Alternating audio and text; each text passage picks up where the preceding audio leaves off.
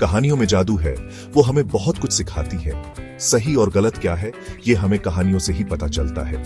कहानियों से जो सीख मिलती है, वो हमें याद रहती है। हम इन सीखों को अपनी जिंदगी में इस्तेमाल कर सकते हैं। नीति वाली कहानियां हमारी गाइड की तरह होती हैं। वो हमें बताती हैं कि कैसे अच्छे इंसान बने। वो हमें ईमानदारी, दया और सम्मान के बारे में सिखाती है। ये सबके लिए जरूरी है। एक बार की बात है, एक लड़का था जिसका नाम रवि था। रवि एक साधारण लड़का था, लेकिन उसकी एक खासियत थी। रवि को वीडियो गेम खेलना बहुत पसंद था। वो घंटों तक गेम खेलता रहता था और नए नए गेम्स ट्राई करता था। एक दिन वो ऑनलाइन गेम खेल रहा था।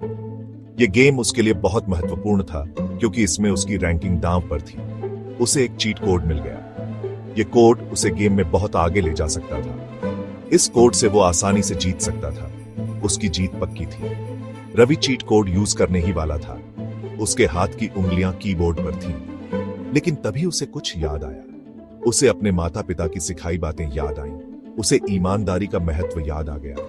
उसने सोचा कि अगर उसने धोखा किया तो वो खुद से कैसे नजरें मिला पाएगा। धोखा करना दूसरे प्लेयर्स के लिए गलत होगा। वो भी तो मेहनत कर रहे थे। रवि ने चीट कोड यूज नहीं किया। उसने सही रास्ता चुना। उसने ईमानदारी से गेम खेला। वो गेम हार गया, लेकिन उसे कोई पछतावा नहीं था। लेकिन वो खुश था, क्योंकि उसने ईमानदारी दिखाई। उसने सीखा कि जीत से ज्यादा महत्वपूर्ण है ईमानदारी और सच्चाई। एक लड़की थी जिसका नाम अन्या था। अन्या बहुत ही प्यारी और समझदार लड़की थी। उसकी मुस्कान से हर कोई खुश हो जाता था। वो अपने पेरेंट्स और अपनी दादी के साथ रहती थी। उनका परिवार बहुत ही खुशहाल था और सभी एक दूसरे का ख्याल रखते थे। अन्या को अपनी दादी के साथ समय बिताना बहुत पसंद था। वे दोनों मिलकर कहानियां सुनते और हंसते थे। एक दिन अन्या की दादी बीमार थीं। वे बहुत कमजोर महसूस कर रही थीं और बिस्तर से उठ भी नहीं पा रही थीं। उन्हें अपने कामों में मदद चाहिए थी। दादी को खाना बनाने, सफाई करने और कपड़े धोने में कठिनाई हो रही थी। अन्या ने देखा कि उसकी दादी को तकलीफ हो रही है। उसे अपनी दादी की चिंता होने लगी। वो मदद करना चाहती थी। अन्या ने सोचा कि कैसे वह अपनी दादी की मदद कर सकती है, लेकिन वो अपने दोस्तों के साथ खेलना भी चाहती थी। उसे अपने दोस्तों के साथ खेलना बहुत पसंद था। अन्या को दया का महत्व याद आ गया। उसे याद आया कि उसकी दादी ने हमेशा उसे सिखाया था कि दूसरों की मदद करनी चाहिए। वो जानती थी कि उसे अपनी दादी की मदद करनी चाहिए। अन्या ने अपने दिल में ठान लिया कि वह अपनी दादी की मदद करेगी। अन्या ने अपनी दादी की मदद करने का फैसला किया। उसने सोचा कि वह कैसे अपनी दादी के कामों में हाथ बटा सकती है। उसने खाना बनाने, सफाई करने और कपड़े धोने में मदद की। अन्या ने अपनी दादी के लिए सब कुछ किया ताकि वे आराम कर सके। अन्या की दादी बहुत खुश हुई।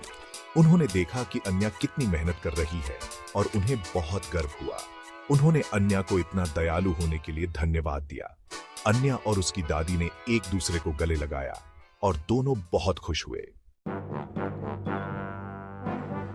Section 4, respecting differences. दो दोस्तों की कहानी। जॉन और डेविड नाम के दो दोस्त थे।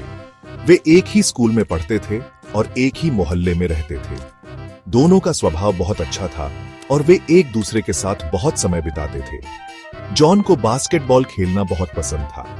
वह हर शाम अपने दोस्तों के साथ बास्केटबॉल खेलता था और उसे इसमें बहुत मजा आता था। वह हमेशा नए नए ट्रिक्स सीखने की कोशिश करता था। डेविड को पियानो बजाना बहुत पसंद था। वह घंटों तक पियानो पर नई धुनें बनाता और संगीत की दुनिया में खो जाता। उसे संगीत से बहुत प्यार था और वह एक दिन बड़ा संगीतकार बनना चाहता था। एक दिन जॉन ने डेविड का म्यूजिक पसंद करने के लिए मजाक उड़ाया। डेविड उदास हो गया। उसे लगा कि उसका सबसे अच्छा दोस्त उसकी भावनाओं को नहीं समझता। उसे समझ नहीं आया कि जॉन उसका मजाक क्यों उड़ा रहा था।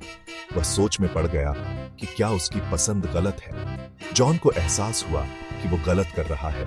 उसे समझ में आया कि हर किसी की अपनी अपनी पसंद होती है और हमें एक दूसरे की पसंद का सम्मान करना चाहिए। डेविड के इंटरेस्ट्स का मजाक उड़ाना गलत था। उसे महसूस हुआ कि उसने अपने दोस्त की भावनाओं को ठेस पहुंचाई है। हर कोई अलग होता है और हमें एक दूसरे की पसंद नापसंद का सम्मान करना चाहिए। यह समझना जरूरी है कि विविधता ही हमारी ताकत है। जॉन ने डेविड से माफी मांगी। उसने कहा कि उसे अपने व्यवहार पर पछतावा है और वह डेविड की पसंद का सम्मान करेगा। उसने वादा किया कि वो उसके इंटरेस्ट्स का सम्मान करेगा।